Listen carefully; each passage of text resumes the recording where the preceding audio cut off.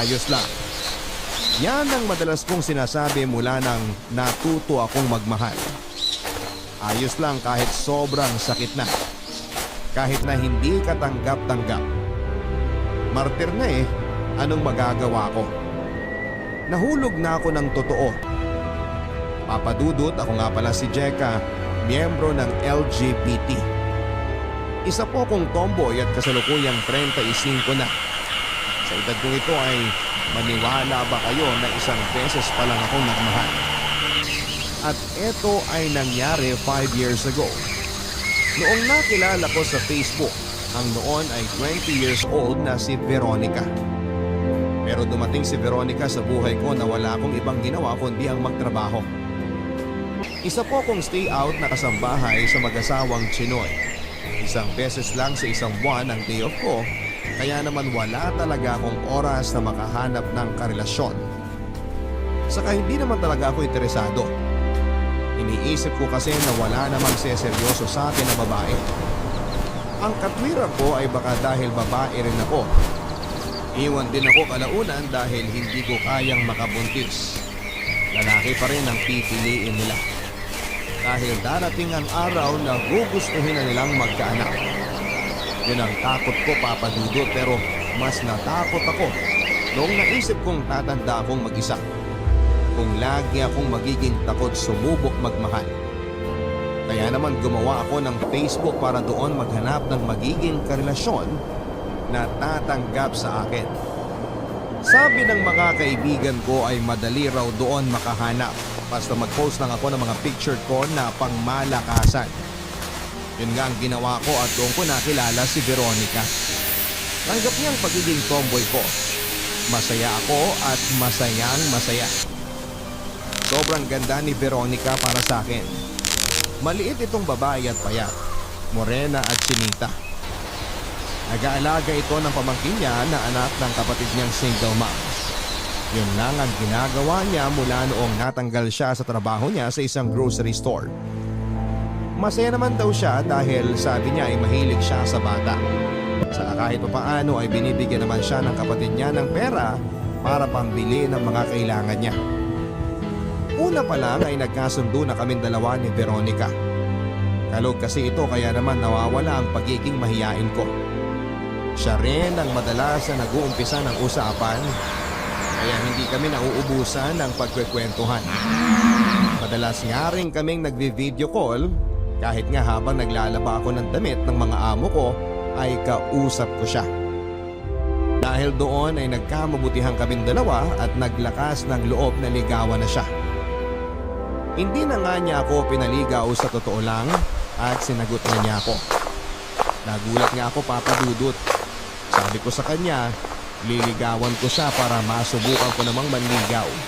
Dahil yun ang unang beses na gagawin ko yun kung sakali. Pero tumanggi siya. Hindi na raw kailangan noon dahil gusto naman daw niya ako. Sobrang saya ko noon, Papa Dudut. Ganito palang pakiramdam ng nagmamahal. Totoo nga ang sinasabi nila na kapag naranasan mo na ito, ay ayaw mo nang tigilan pa. Nung 4 na buwan na kaming magkarelasyon ay napagpasyahan namin magkita na. Siyempre, pinaghandaan ko yun. Mula sa ipon ko ay bumili ako ng t-shirt at motor sa Divisoria. Pati bagong rubber shoes ay bumili na rin ako, yung tig 300 piso. Ngayon lang ako nakabiling muli ng bagong damit at sapatos. Nangihinayang kasi ako dati na bumili ng gamit ko dahil iniisip ko na luho lang yon. Pinagtitiisan ko ang mga lumang damit ko. At ang pinaglumaang damit ng amo kong lalaki na ibinibigay sa akin. Mas importante kasi sa akin na makaipon lalo na't sa akin umaasa ang pamilya ko sa Cebu. Pero sa unang pagkakataon ay napaggastos ako sa damit. Gusto ko kasing maging presentable sa harapan ni Veronica. Nakahingi pa nga ako ng cologne sa anak ng amo kong babae para naman hindi nakakailang tumabi sa kanya kapag magkasama na kami. May dala din akong 2 pulang rosas na binili ko. Sabi kasi niya gusto raw niya ng bulaklak kaya kumuha ako. Nauna ako sa fast food kung saan kami magkikita. Na-late na nga ito ng 30 minutos at nang dumating na siya ay nagulat ako sa aking nakita.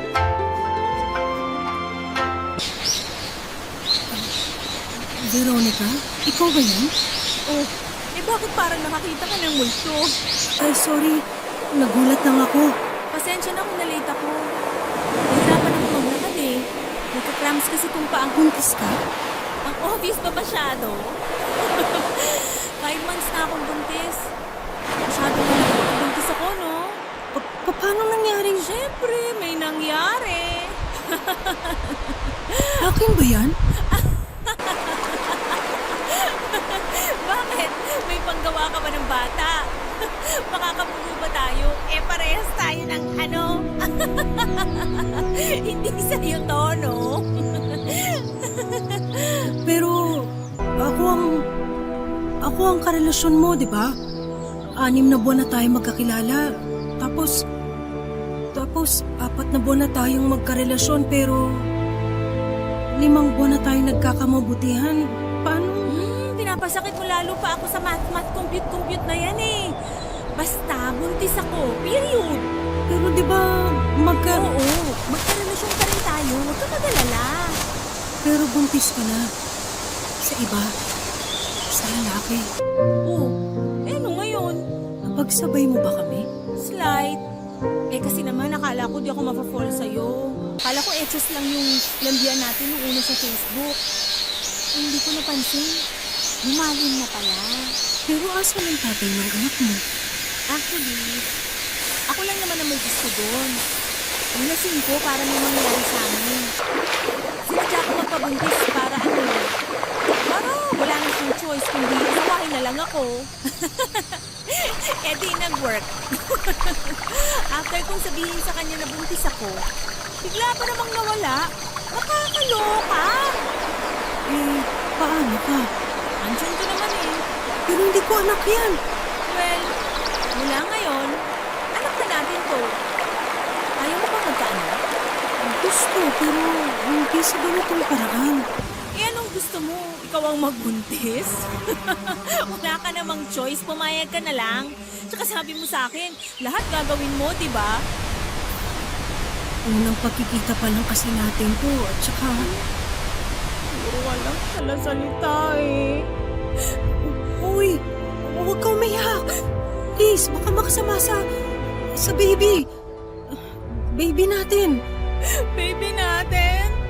So, ibig sabihin, tanggap mo na? Oo, Ayos lang ba talaga? ayos lang.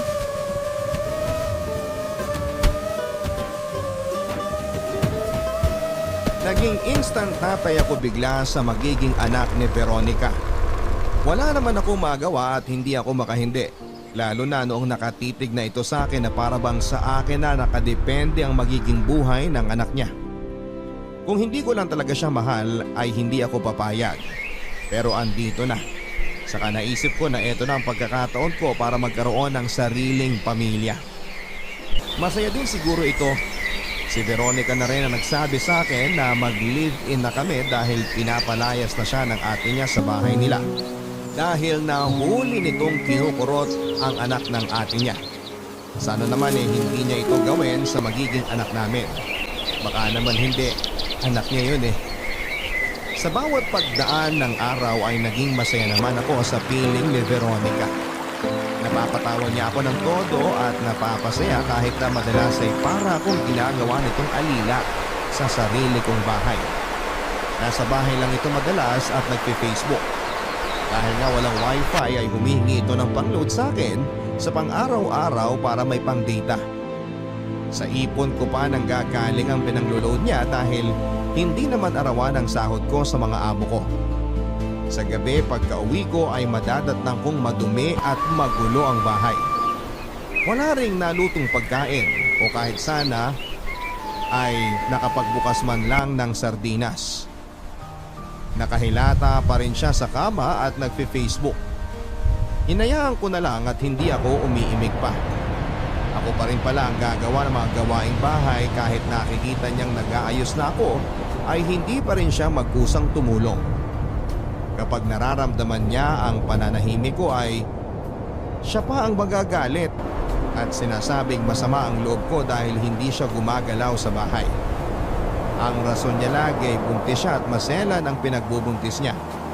Pero madalas papadudot ay nahuhuli ko naman siyang nagsasayaw sa TikTok. Hindi ko na talaga alam ang paniniwalaan ko. Basta ang alam ko lang ay mahal ko siya at takot akong mawala siya sa buhay ko. Mabilis na lumipas ang buwan at ayon nanganak na nga si Veronica ng isang malusog na lalaking sanggol. Jeric ang pinangalan namin para hindi nalalayo sa pangalan namin ni Veronica. Malaki ang nagastos ko sa ospital dahil cesarean siya. Nasaid halos ang ipon ko pero ayos lang dahil masaya ako na makitang ligtas at buhay ang anak namin dalawa. Iba pala ang pakiramdam, no? Kahit alam kong hindi naman galing sa akin yung bata, ay mahal ko pa rin na parang sa sinapupunan ko ito galing. Inalagaan ko silang pareho habang nasa ospital at hindi yun nagbago hanggang sa pag-uwi namin sa bahay. Inalagaan ko pa rin sila kahit nakakapagod ang trabaho bilang kasambahay at pagkatapos ay uuwi ka para asikasuhin naman ang iyong sariling bahay ay ayos lang. Nakakawala ng pagod ang makita ang mag-ina ko. Masayang masaya ako papadudod kaya naman mas lalo akong ginanahan na magtrabaho at muling makaipon para sa kinabukasan naming pamilya. Hanggang isang araw.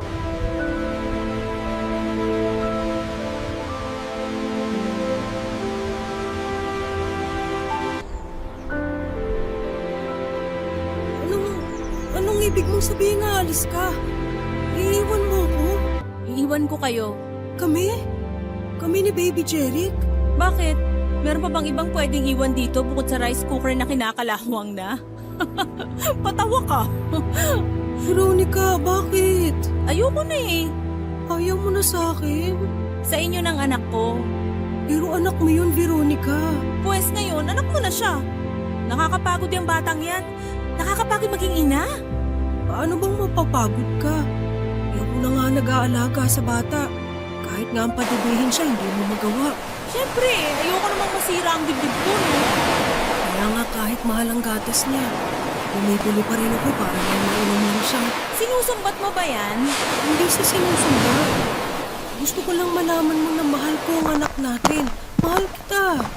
Mahal ko ang pamilya ko at ilalabang ko to. Susme, wag nang lumaban-laban kasi wala ka na ring magagawa. Ayoko na talaga, I swear. Di mo na ba ako mahal? Gusto mo ba talagang marinig ang sagot ko dyan? Veronica. Di mo ako madadaan sa paawa-awa, epek mo na yan. Nakapagdesisyon na ako. Ayoko na, tapos na tayo. Sa'yo na yung anak ko.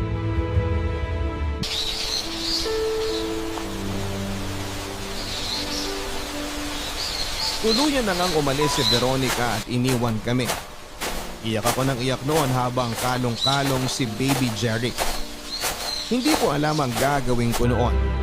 Nanginginig ako at sinabayan pa ng tila kurot sa aking dibdib sa tuwing babalikan ko ang mga salita ni Veronica sa akin. Ito ang unang beses na nakaramdam ako ng sakit na ganito. Parang nilulusaw nito ang utak ko at hindi ko alam ang gagawin ko.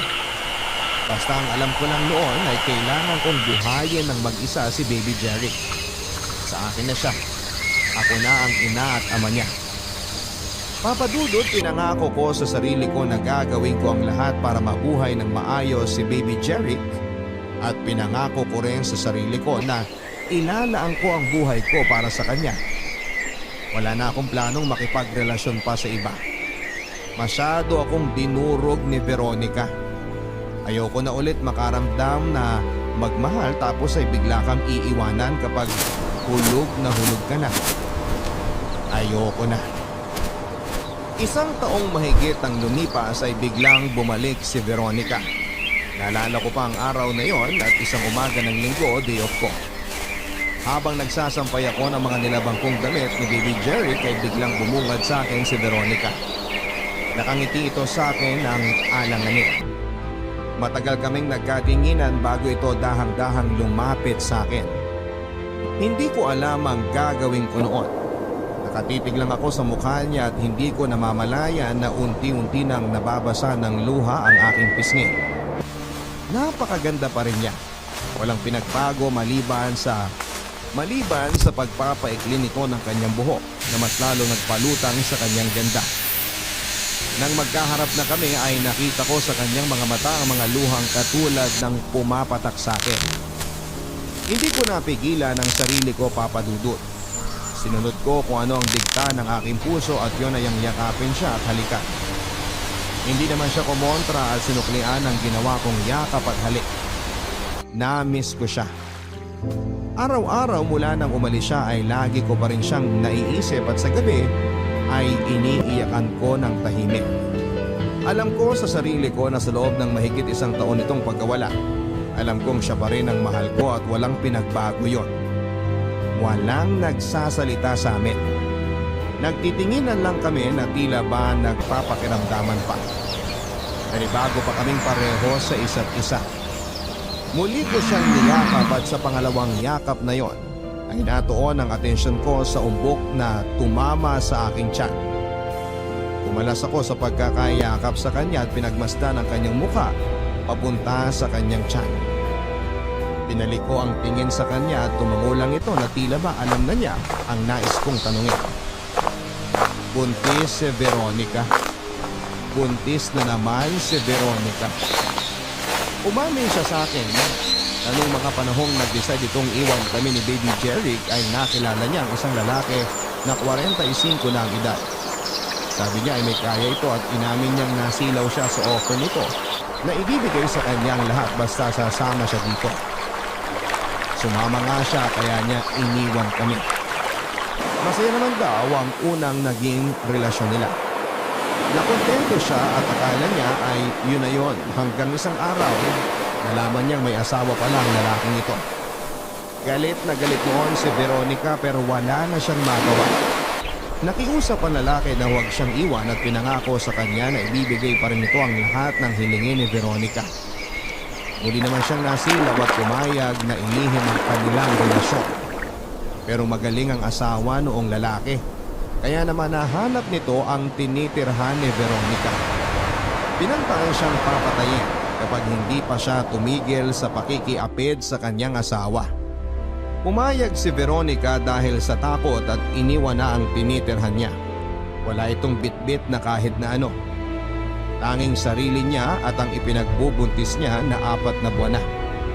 Kaya heto siya ngayon muling bumabalik sa akin dahil wala siyang ibang malapitan na alam niyang tatanggapin siya. Ako lang yon at hindi siya nagkamali. Tinanggap ko siya ng buong buo kasama ang kanyang magiging pangalawang anak. Humingi ito ng tawad sa akin at sinabing hindi na uulit pa. Natuto na raw siya at masaya siyang nakabalik sa akin. Natuwa ako, Papa Dudut. Mahal ko siya eh. Mahal na mahal. Kaya naman napakadali lamang natanggapin siya at patawarin. Isa na naman kaming pamilya. Oo na naman kami at madadagdagan pa ng isa.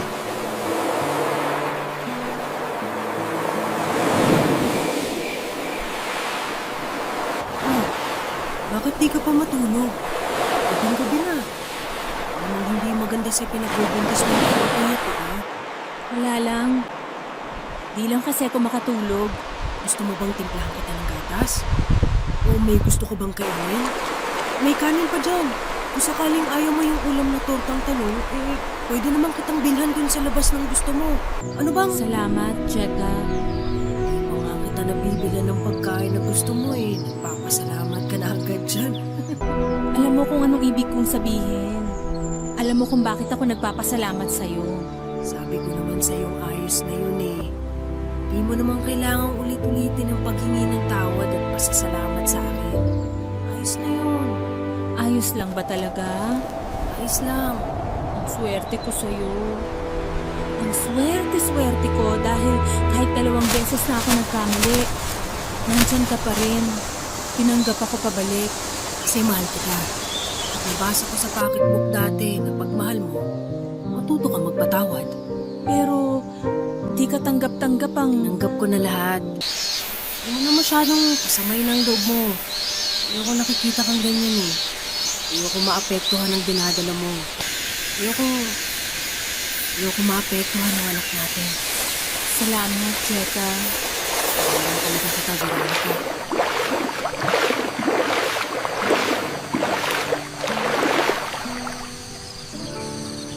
Nakita ko ang pagbabago kay Veronica.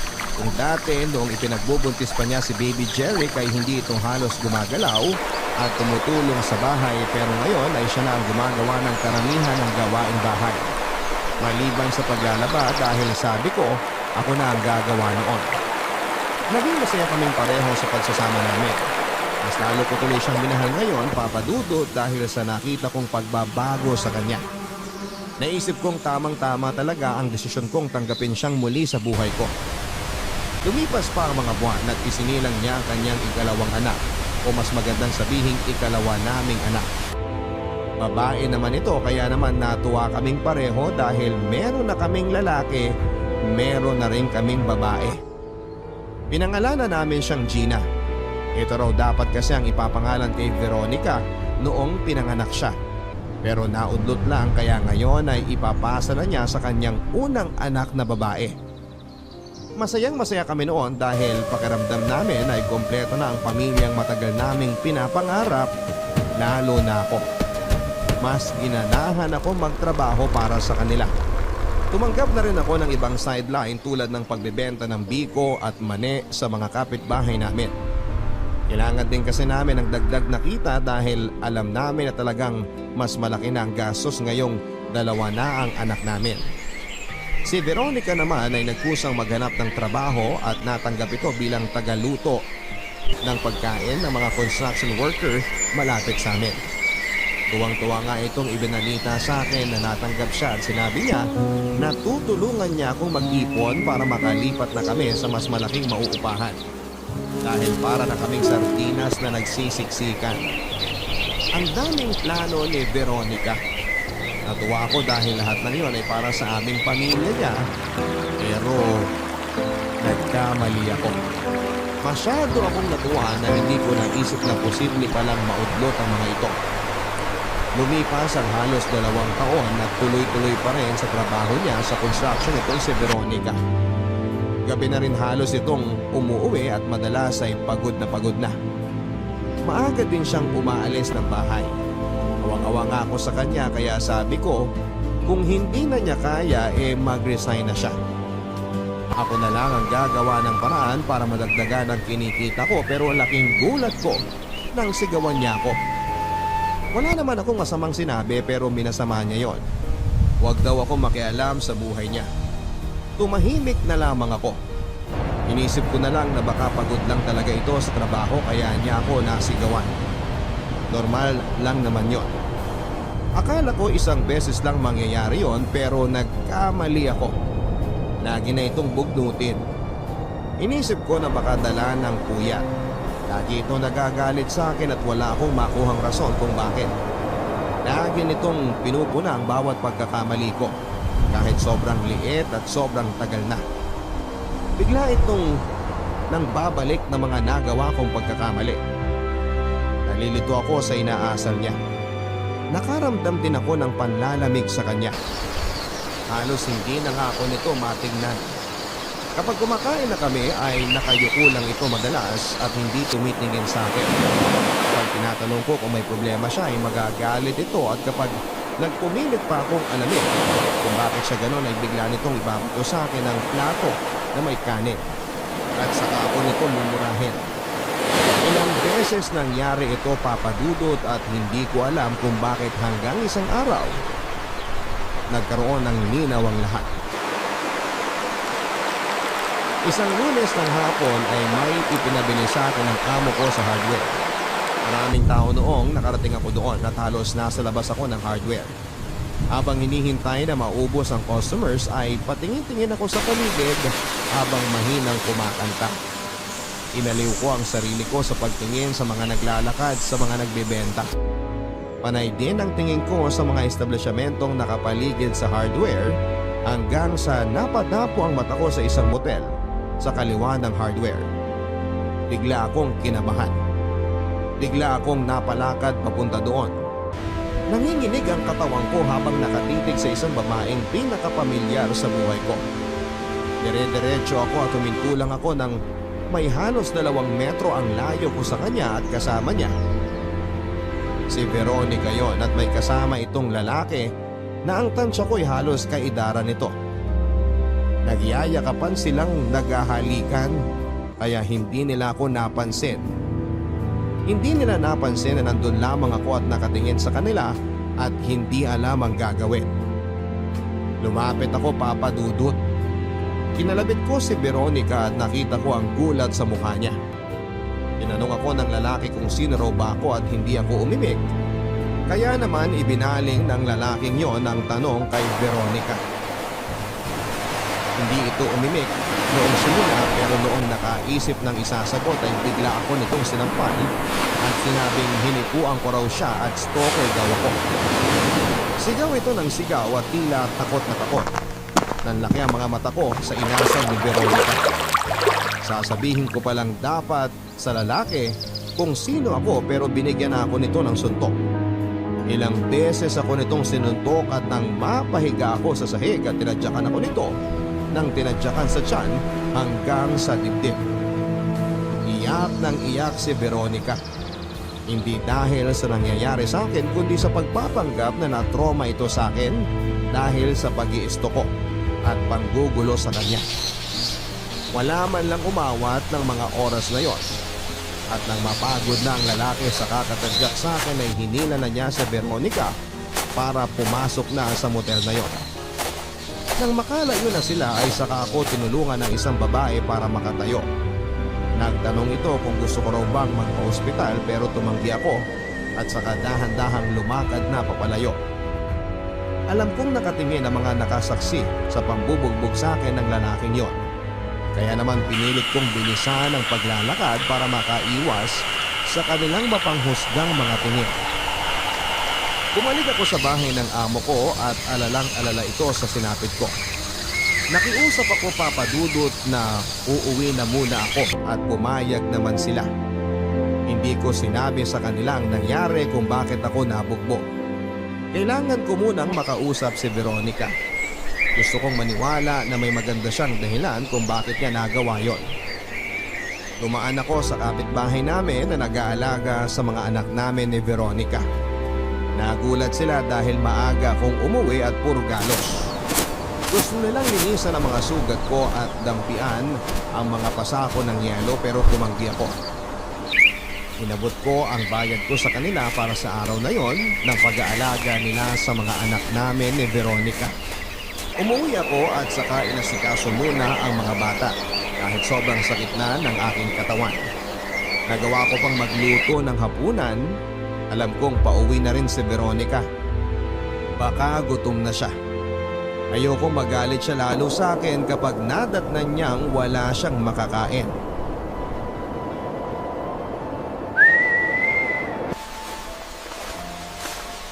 Veronica, Mag-usap nga tayo.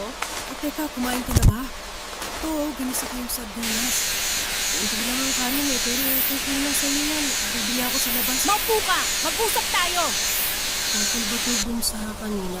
Oo! Bakit ka ba nandun? Sinusundan mo ba ako, ha? Hindi totoo yan. May pinabili lang ako. Sinungaling! Isang beses pa nagawin mo yan sa akin, di lang yan ang aabutin mo. Veronica, sino ba yun? Sino ba yung kasama ko? Boyfriend ko? May aangal ka?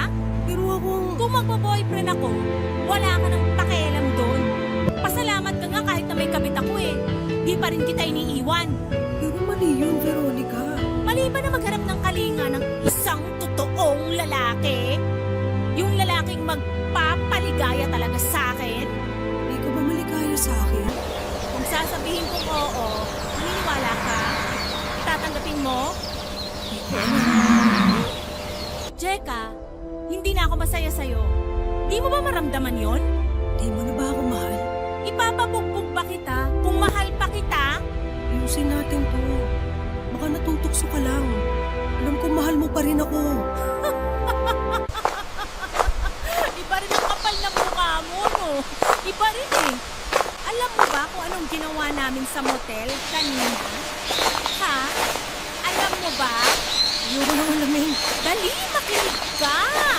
Ginusto mong mag-investiga di ba? Veronica, please. Ang galing. Ang galing niya, Jeka. Walang-wala ka sa kanya. Kaya nga di ako nakakonsensya kung sakaling ilang beses kita kailan sa ulo. Papaligayan na ako ng sobra. Bibili lang ako ng kanin sa iyo. Niya. Iba. Yung mga yakap niya. Yung mapapantayan kahit anong gawin mo. Tama na! Tama na, please! Upo ka dyan! Makinig ka! Intrimitida ka, di ba? Pues, ikukwento ko sa'yo ng detalyado lahat.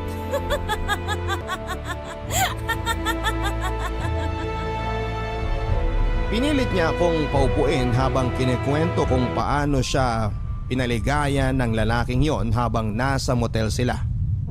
Umamin din siya na ilang beses nang may nangyayari sa kanila ng lalaking yon na kasamahan niya pala sa trabaho. Nilista pa nito lahat ng motel na pinasukan nila at sinabi niya sa akin na kung sakaling hahanapin ko siya ay nandun lang siya sa isa sa mga motel na yon at nagpapaligaya. Iyak ako ng iyak noon, Papa Dudut. Nanginginig ang buong katawan ko habang pinakikinggan ang mga sinasabi niya. Sa huli nang matapos siya ay sinipa niya ako sa hita at sinabing bumili na ng pagkain niya dahil gutom na siya. Tinuraan pa ako nito sa mukha nang tumingin ako sa kanya at saka tumawa. Hinang-hina ako noon, Papa Dudut, hindi dahil sa mga inabot kong pasa at suga, kundi dahil sa mga narinig ko kay Veronica. Akala ko ay nagbago na siya. Lumala pa pala siya. Nagtuloy-tuloy ang relasyon nila ng lalaking yon, Papa Dudut. Wala akong imik sa lahat ng ginagawa niya. Minsan gusto ko na lang umalis at kunin ang mga anak namin, pero anong karapatan ko para gawin yon? Hindi ako ang nagluwal sa mga batang kinikilala ko na ring mga anak. Higit kanino man ay si Veronica ang may karapatan sa kanila. Isa pang dahilan kung bakit hindi rin ako makalis ay dahil mahal ko pa rin siya kahit ganito na ang ginawa niya. Tiniis ko na lamang sa tuwing nagpapaalam ito sa akin para sabihin mag-check-in sila ng boyfriend niya. Tinitiis ko na lamang kapag umuwi ito at dikit na dikit ang amoy ng pabango ng lalaki sa kanya. Tinitiis ko na lamang habang pinaparamdam nito sa akin na masayang masaya siya sa bago niya at wala na akong puwang sa buhay niya. Tinitiis ko na lamang lahat lalo na kapag inuuwi niya ang lalaki doon at doon pa mismo natutulog. Sinabi na nito ang tungkol sa aming dalawa ni Veronica at tanggap nung lalaki na kasama na siya sa relasyon naming dalawa. Hindi man lang nagsorry sa akin yung lalaki noong malaman niya na ang tomboy na binugbuli ay ang totoong karelasyon ng girlfriend niya. Kapag andun nga ang lalaki ay sila ang magkatabi sa kama habang kami naman ng mga anak namin ni Veronica ay sa sahig natutulog. Awang-awa ako sa mga bata dahil ang ginagawa ko na lamang na panabla sa lamig ng sementong sahig ay tuwalya, pero hindi yung sapat. Tumigil na sa pagtatrabaho si Veronica at yung lalaki na lang ang nagtatrabaho sa construction. Pero nabalitaan kong matatapos na raw ang kontrata nito, kaya namumroblema siya kung saan siya hahanap ng trabaho sa susunod. Ang sabi ni Veronica ay huwag na raw intindihin ng lalaki ang trabaho dahil nandun naman daw ako para makapagbigay ng pera. Nilapitan pa nga ako ni Veronica para sabihin na kapag nawala na ng trabaho yung lalaki at lumapit ito sa akin ay pautangin ko lang daw. Mabait naman daw yon at nagbabayad ng utang.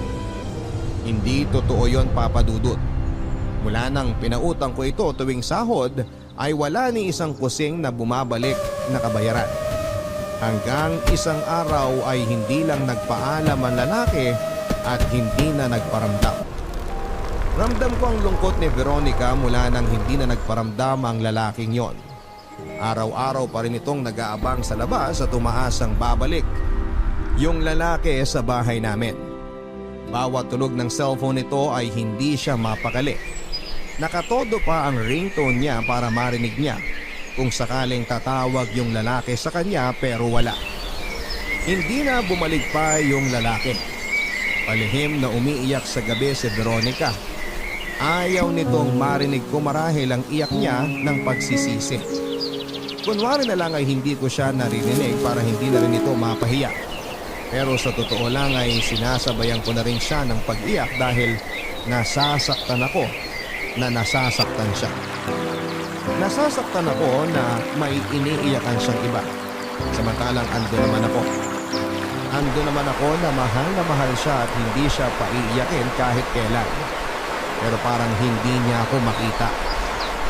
Ando naman ako noong simula pa lang pero bakit para lang akong kasangkapan sa bahay na dinadaan-daanan lang ng paningin niya.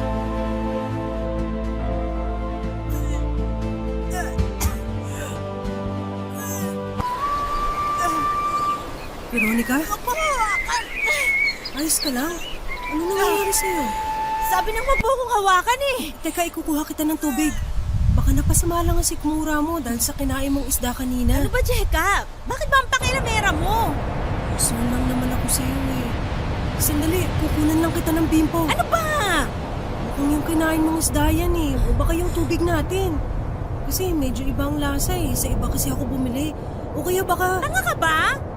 Ganyan ka ba talaga katanga? Veronica, Nagsusuka ako dito, pero ang iniisip mo dahil sa kinain kong isda? Dahil sa tubig? Talaga bang tanga ka at di mo alam kung anong nangyayari sa akin? hindi ko... Buntis ako! Buntis ako! Veronica, At kasalanan mo to! Ikaw may kasalanan nito! Ikaw ang dapat sisihin! Ikaw! bakit ako? Eh kung lalaki ka lang sana, kung sana nakakabuntis ka, eh di sana di na ako naghahanap ng ibang lalaki dyan. Inutil ka kasi. Hindi ka kasi lalaki. Ano ko papala ako sa'yo? Sabihin mo nga. Pero kaya naman kitang mahalin higit sa may bibigay ng mga lalaking pinili mong makasama eh. Di mo kaya bigyan ng pagmamahal ng isang lalaki. Di mo alam kung paano magmahal ang isang lalaki. Eh huwag ka magsalita dyan na akala mo napakadakila ng pagmamahal mo. Huwag kang magsalita dyan na akala mo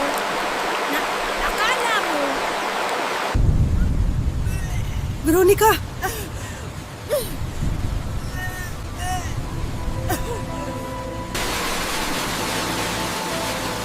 Kumpirmadong buntis nga muli si Veronica at sa huling nakarelasyon nitong lalaki ang nakabuntis sa kanya.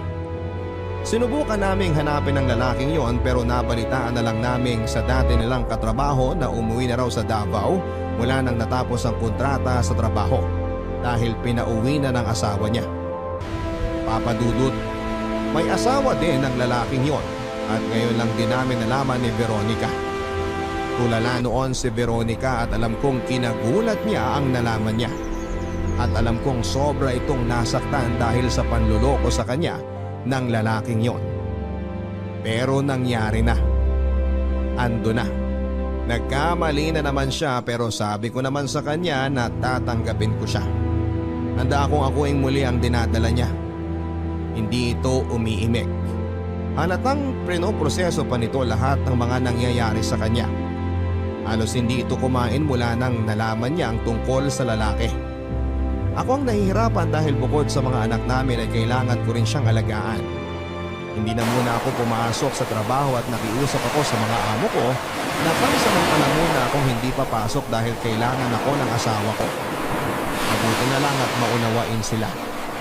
Hindi na nga rin nila pinagpasan ang sahod ko sa mga araw na hindi ako pumasok dahil naiintindihan nila ang sitwasyon ko. Tinutukan ko ang pag-aalaga sa pamilya ko na kahit nagkakasakit ako ay tuloy-tuloy pa rin ako.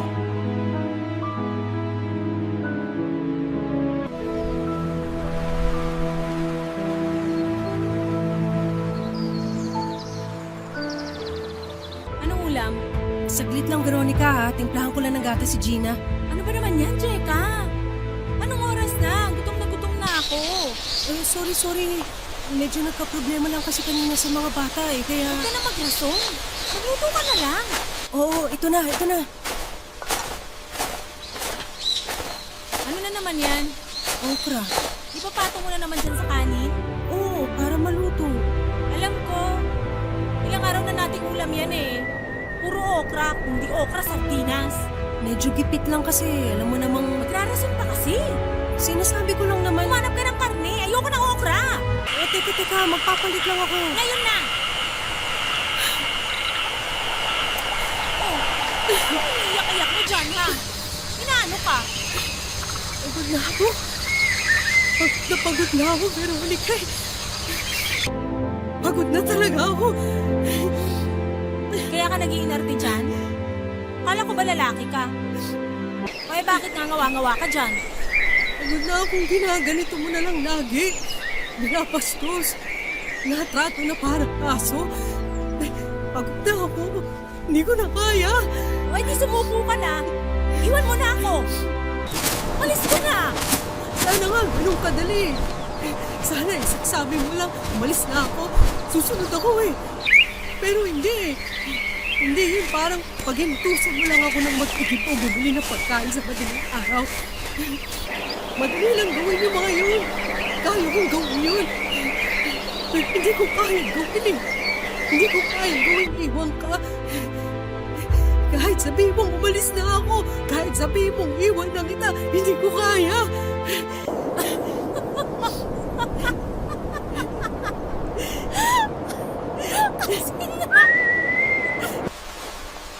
Kasi nga tanga ka Tangang tomboy. Talo pa ang aso kung makasunod sa akin Nakakaumay ka. Bakit kita, Veronica? Mahal na mahal. Mahal.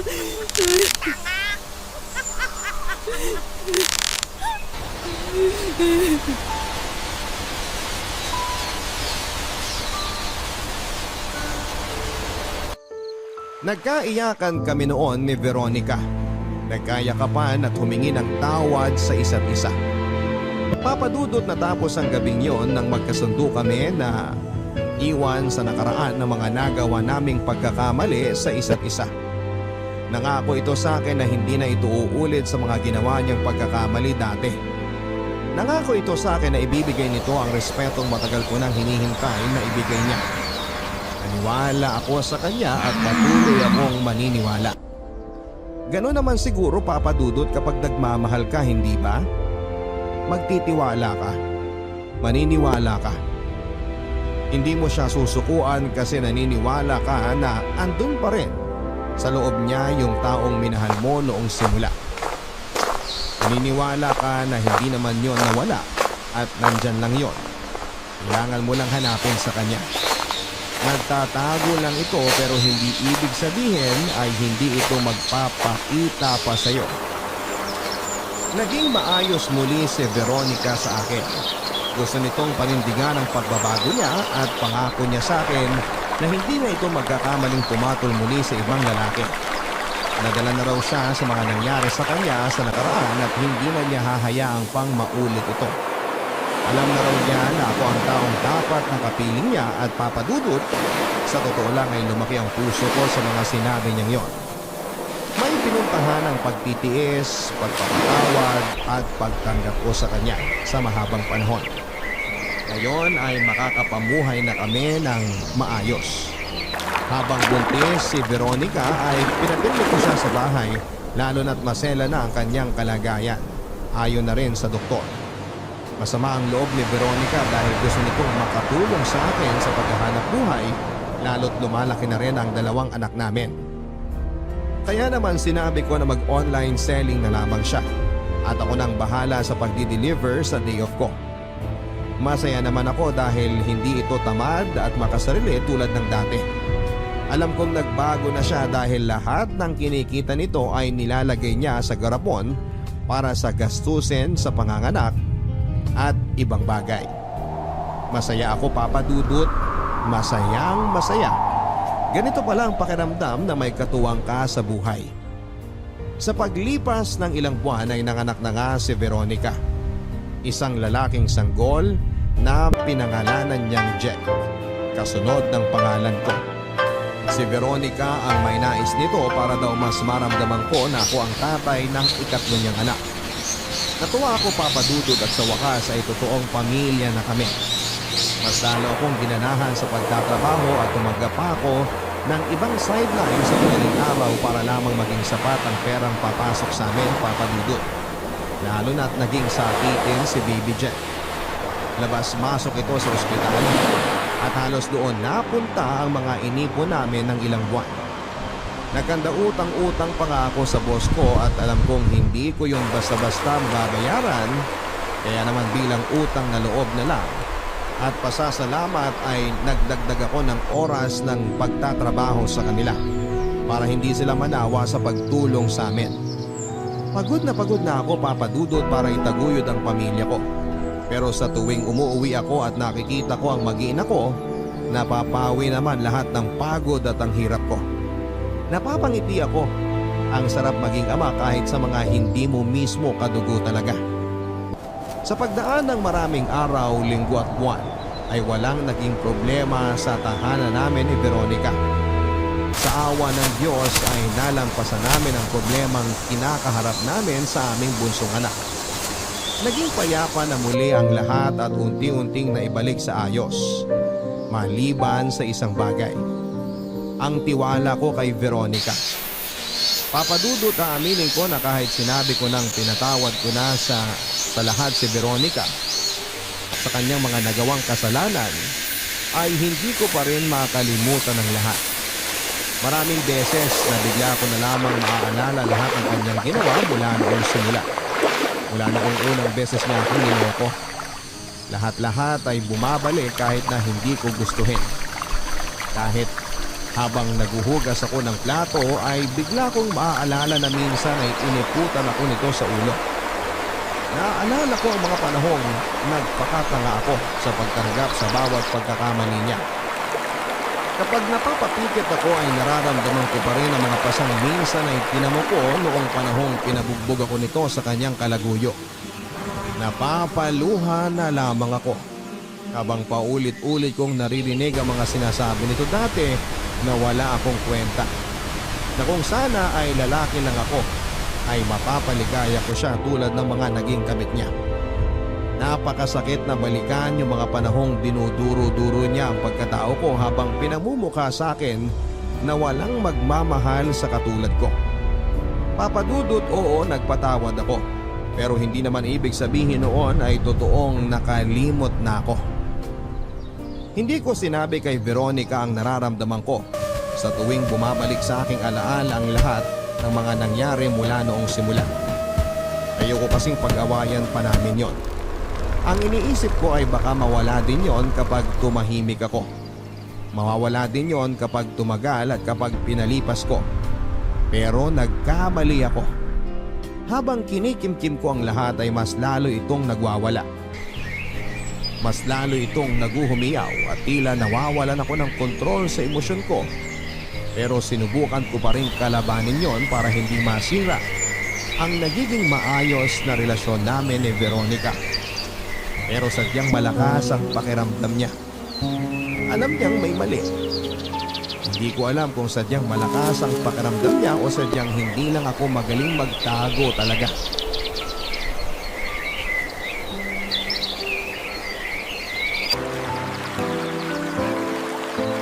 May problema ba?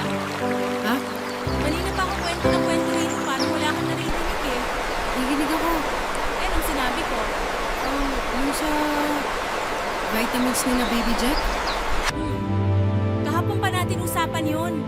Di ba natin pinag-usapan ulit ngayon? Sinasabi ko kanina pa na kinukuha tayong magninang ng ate ko sa bunso niya. Ika ako'y tatanong ko muna sa'yo kung papayag ka. Eh bakit hindi na lang ikaw ang magdesisyon? Siyempre dapat kasali ka sa pagdedesisyon. Eh tayong dalawa ang kasali rito eh. Di lang naman ako. Ikaw na sana ang nagdesisyon. Hindi mo na kailangang hintayin pa ako. Eh kailangan siyempre. Ikaw ang... Nakakapagtaka na biglang gusto mong tanungin ang desisyon ko sa bagay na yan. Samantalang dati, sanay ka na gawin lahat ng gusto mo kahit ayoko. Teka, ano bang... O di ba tama naman? Ikaw lagi nagdedesisyon sa kung anong gusto mo. Kahit alam mo masasaktan ako, sige, gagawin mo lang. Hindi mo na pinag-iisipan pa kung ayos lang ba ako sa ginagawa mo. Teka, Jeka, ayos lang ba kung napuntis ako ng iba? Jeka, ayos lang ba kung ikaw na lang ang maging tatay ng mga anak ko? Jeka, ayos lang ba kung patatawarin mo na ako? Jeka! bakit? Bakit ngayon bigla mo binabalik sa akin lahat ng pagkakamali ko? Akala ko ba napatawad mo na ako? Akala ko ba tanggap mo na? Akala ko rin eh. Akala ko ayos lang sa akin pero hindi pala. Masyado ako maaga nagpatawad. Masyado ako ginawang lahat. Kaya ngayon ito, yung nahinog na lahat saka ako naramdaman yung galit. Sana pala, di na ako umasang totoo lahat ng pagpapatawad at pagtanggap mo. Wow! Parang ako pa ang mali rito. Sino ba gumawa ng lahat nito? Di ba ikaw? Oo, pero sana di ka na lang nagpanggap na ayos lang sa'yo lahat. Kailangan ko magpanggap na ayos lang ang lahat ng mahal kita. Mahal na mahal.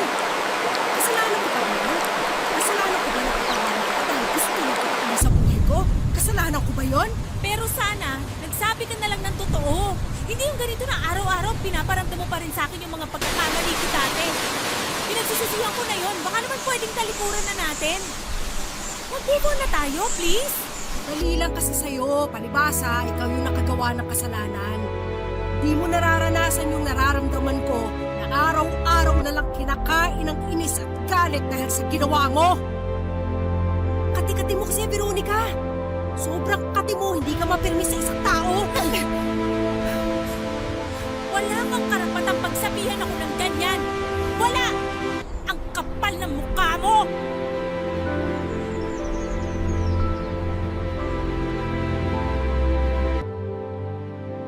Umalis si Veronica sa bahay at iniwan muli sa akin ang 3 anak namin.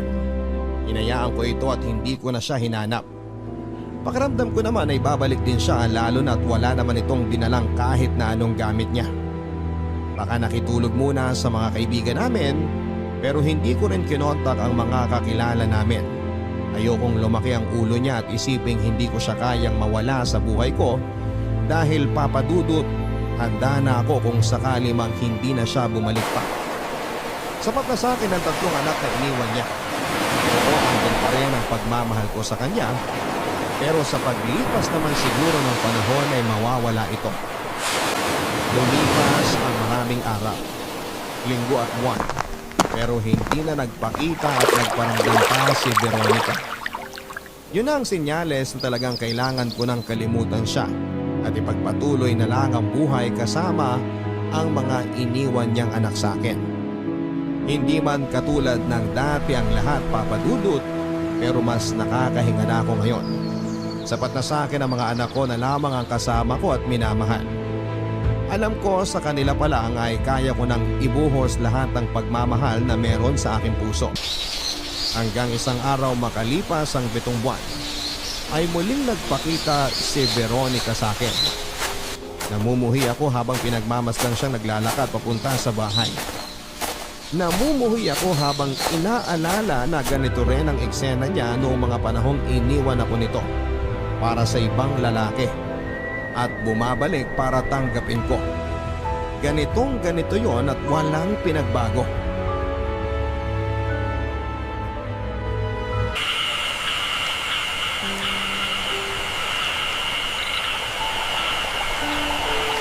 Kumusta na ang mga bata? Ayos naman. Pwede ko ba silang makita? At sa kapitbahay, nakikipaglaro. Bakit di sila pwedeng dito na lang sa bahay maglaro? Mukhang kumpleto naman ang mga laruan nila. Ginagawa ko eh. Naglalaba ako tsaka mamaya asikasuhin ko yung mga delivery ng itlog na pinangnenegosyo ko. Hindi ko maalagaan ngayon kaya dun muna sila sa kapitbahay. Eh malalaki na naman sila. Mas ayos yata kung... Muna akong turuan, Veronica. Alam ko kung anong makakabuti sa mga anak ko. Anak ko sila, Jeka. Oh, ikaw ang nagbuwan sa kanila pero inalagaan mo ba? Kasagot. Kasi, mas nanay ko sa iyong inahing isa na hanggat hindi sigurado sa paglaki ng mga kutin niya, hindi niya iiwan. Eh ikaw, asan ka lagi tuwing lumalaki sila? Lagi kang nawawala, diba? kung saan-saan bubong ka pumupunta para magpakasaya. Samantalang mga kuting mo, nangungulila sa gatas mo. Please, Jeka. Ayoko makipag-away sa'yo. Oo, mali na ako. Masyado lang akong nadadala ng emosyon. Kung ayaw mo makipag-away, di sana hindi ka na lang nagpakita rito. Hinayaan mo na lang sana kami rito dahil kaya naman namin na wala ka eh. Pero di ko kayang wala kayo. Ah, talaga? Talaga? Buntis ako. Ulit? Ha! Halo mo pa talaga ang pusa. Bumalik ako Kasi kasi... hindi ka na naman mapanindigan ng nakabulti sa'yo. Pwedeng hulaan? May asawa na naman ba? O baka naman hindi pa ready na maging ama dahil aksidente lang lahat. O baka naman dahil lasing ka na naman. Kaya hindi mo na naman alam ang ginagawa mo. Ano? Umili ka sa mga sinabi ko. Wala ni isa dyan. Eh ano? Handa akong panindigan ng nakabuntis sa akin. Ano naman pala eh? Eh bakit ka pa nandito? Ano pa bang problema mo? Hindi ko siya mahal. At problema ko yon? Ikaw ang mahal ko, Jeka. Mahal? Parang di mo na nga alam magmahal ng iba kundi ang sarili mo na lang eh. Masyado ka madamot, Veronica. Madamot ka. Alam ko marami akong nagawang pagkakamali sa'yo. At sige, isumbat mo yun sa akin araw-araw. Maiintindihan ko. Mauunawaan ko. Basta tanggapin mo lang ako uli. Sa tingin mo, ganun kadali? Papasok ka ulit sa buhay ko, sa buhay ng mga anak natin, tapos sasabihin tatanggapin kita na para bang walang nangyari? Mahal mo pa ba ako? Hindi na importante yan. Mahal mo pa ba ako? Oh! Mahal pa rin kita. Eh di tanggapin mo ako. Hindi. Hindi ko na gagawin yan.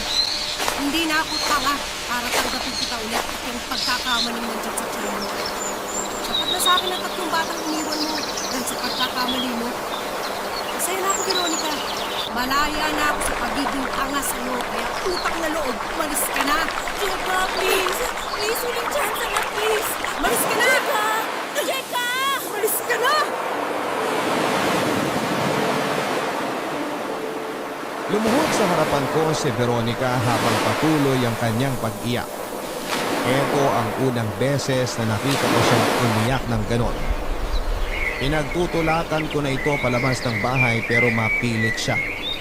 Patuloy ito sa paghawak sa pintuan para hindi ako magtagumpay na mapalabas siya sa aking bahay. Hanggang sa makita ko na lamang ang pulang likido na umaagos sa kanyang hita. Napahala ko dahil mukhang napalakas ang pwersa ko sa kanya. Napalabasin siya sa bahay. Humingi ako ng tulong sa mga kapitbahay para makakuha ng masasakyan at madala agad siya sa ospital si Veronica. Sa ospital ay nakahinga ako ng maluwag nang malamang kung ayos lang ang pinagbubuntis niya. Nadala lang ng stress at pagkapwersa ang nangyari. 3 araw ito sa ospital at ako ang nagbayad ng bills dahil wala naman siyang pera. At ayaw niyang sabihin kung saan ang ama ng kanyang anak dahil ayaw na raw niyang magpakita dito. Mapilit pa rin siya na makipagbalikan sa akin. Paulit-ulit na nagmamakaawa sa akin at tanggapin ko siyang muli sa buhay ko. Panayang hindi ko. Sabi ko ay ayoko na talaga. Tigilan na niya ako at hinatid ko ito sa bahay ng kanyang ate para may makasama ito habang nagpapalakas. Sinubukan itong habulin ako pero mabilis akong sumakay ng taxi para hindi na siya makahabol pa. Kailangan ko nang umuwi. Malamang ay inip na ang mga anak ko sa kapitbahay. Kailangan ko na rin magluto ng hapunan namin. Ang laking perwisyo talaga nitong si Veronica sa akin. Nasira ang schedule ko.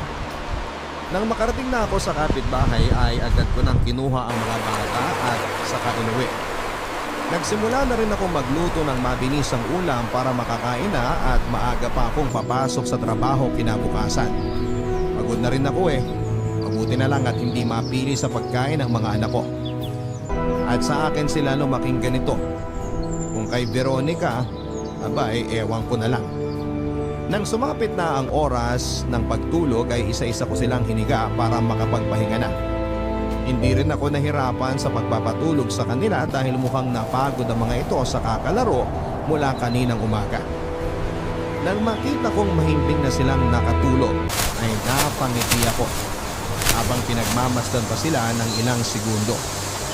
Tumayo na ako ng dahan-dahan sa pagkakaupo sa gilid ng kama at saka nagtungo sa labas ng bahay dala ang aking cellphone.